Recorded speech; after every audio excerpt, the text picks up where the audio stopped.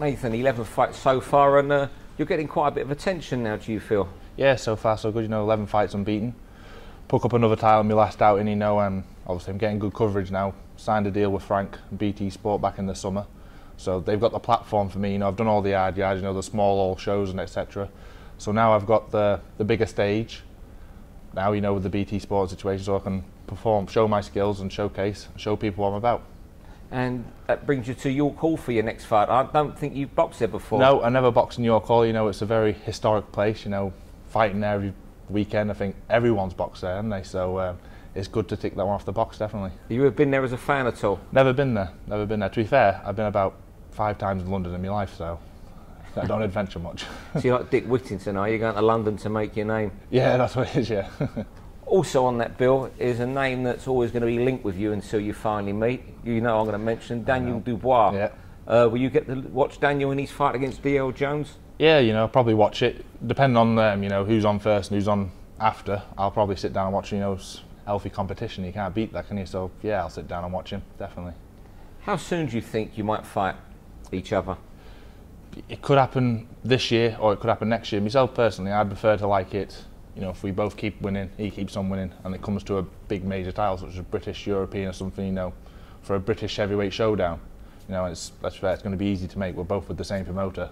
It warrants a big showdown where you're both earning proper money as well. Exactly, yeah. When the time's right, the money's right, and the title's right, basically. And then, because there's no point in fighting now, all it is just unbeaten records. There's no major titles at stake, is there? So. What do you remember of your time with him in Sheffield? Well, I remember, to be fair, I was with him for about 3 years on and off Sheffield. We went through the trials together. We went to the Three Nations together and everything like that. So I've shared rooms with him. Very quiet lad, isn't he?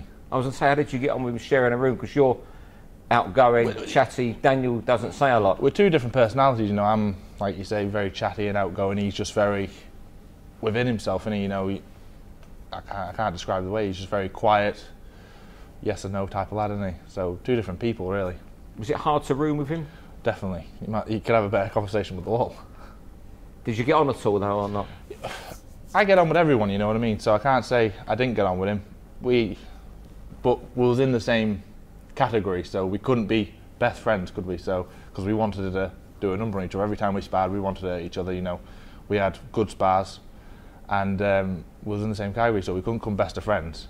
So we had to keep our relationship professional. And also, as you say, you're totally different personalities. At the end of your boxing careers, even if you didn't mind him as a person and vice versa, you're not the type to go out and share a drink together, I don't think. No, definitely not. We're not. I don't think he'd be one for that. How many rounds did you spar together? Altogether, 200-300 at least. Had to have been. We was on the full GB team together for a year and a half, and he was up there every 2 weeks and would spar 20-30 rounds each every 2 weeks. So over a year and a half, and before that, on the England camps and that would spar. So had to be 200-300 rounds. So he'll know about your excellent boxing ability, and you'll know about his power. I know about him. He knows about me. That's why it's going to make for a good fight. And the British heavyweight title fight coming up between Hughie Fury challenging Sam Sexton. Yeah. Is that the fight that would interest you later this year if you got the mandatory nominations? I don't think they'll come looking for you, either of them. Yeah, of course. Obviously a British title. Every boxer in Britain wants to be a British champion. It was a prestige belt, and there's something special about the British heavyweight title in there. There's just something about it. I was very surprised, to be fair, when I heard Hughie was challenging for the British. Obviously coming from a world title, but I can see on one hand why he's doing it. He's getting the major titles back again and building himself back up and getting mandatory. But like you said, to win the British title, of course, I'd be interested in it. That's not on the say, but you were saying earlier in the interview, the British title is something every boxer treasures, and like you still. Every boxer wants to be a British champion. Starting off, everyone wants to be a world champion, but you want to be a British champion. There's something special about it, isn't there? Yeah. All the greats have done it. One person who might not be going for the British title is coming back is one of your pals, Tyson Fury. What's he going to do when he makes his return? He looks very slim, I think he's lost 4 or 5 stone. So he's doing well so far. I hope he can come back, to be fair.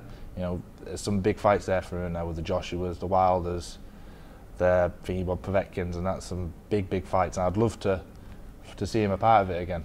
And can he be the last man standing out of those names you've mentioned? If he's the way he was against Klitschko, definitely. I reckon so.